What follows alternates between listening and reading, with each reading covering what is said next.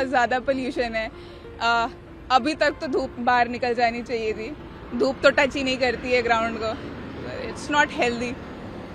लोग सुबह morning walk करते हैं, but I think it is doing more harm then good, which is again very unhealthy.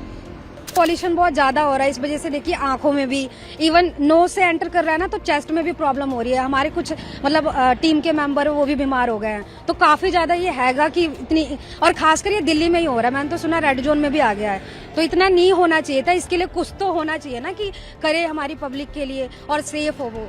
Sir देखो, एक तो पोल्यूशन की वजह से धुंधला धुंधला दिखाई दे रहा, कुछ ज्यादा तो दिखाई नहीं हो रहा, ठीक है। सेकेंड थिंग ये है कि उसके वजह से हमको आंखों में जलन और जैसे कि हार्ट में प्रॉब्लम भी हो जाएगी इससे, जिसे सांस लेने में अब अंदर इनहेल नहीं कर पा रहे हम, ओके। और इस वजह से तो गवर्नमेंट को कुछ देखना चाहिए इसके लिए कि क्या करना है।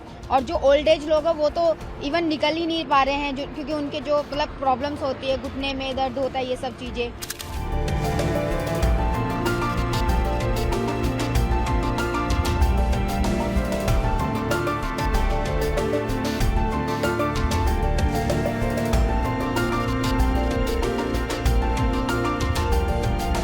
आईआईटी कानपुर के एक्सपर्ट्स के साथ दिल्ली में जो प्रदूषण का स्तर लगातार एक ठहराव में है, उसको देखते हुए क्लाउड सीडिंग यानी कि कृत्रिम वर्षा की संभावना को लेकर के आज बैठक हुई थी।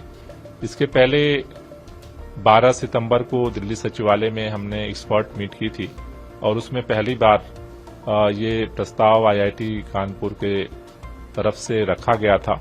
और उसके बाद हमने ये निवेदन किया था कि चूंकि उनका जो एक्सपेरिमेंट है वो बारिश के मौसम में, अगर बादल हैं और बारिश नहीं हो रही है, उस समय बारिश कराने का है, तो दिल्ली में खासतौर से सर्दियों के मौसम में अगर बारिश कराना हो तो उसका एक प्रस्ताव तैयार करें। आज आईआईटी कानपुर ने इस बात को रखा है कि वो खासतौर से अगर 40% भी अगर क्लाउड है तो बादल हैं तो बारिश करा सकते हैं। उसके लिए आज बैठक में तय हुआ है कि कल वो अपना एक प्रस्ताव, डिटेल प्रस्ताव जो है वो सरकार को भेजें और उस प्रस्ताव को हम कल अगर उनका प्रस्ताव आ जाता है तो सुप्रीम कोर्ट के सामने भी इस प्रस्ताव को हम रखेंगे, क्योंकि उसमें बहुत तरह के जो है वो परमिशंस चाहिए। तो अगर सभी लोग मिलकर के एक साथ प्रयास करते हैं तो उनका अनुमान है कि अभी आगे दिल्ली में 20-21 के आसपास बादल होने की संभावना है।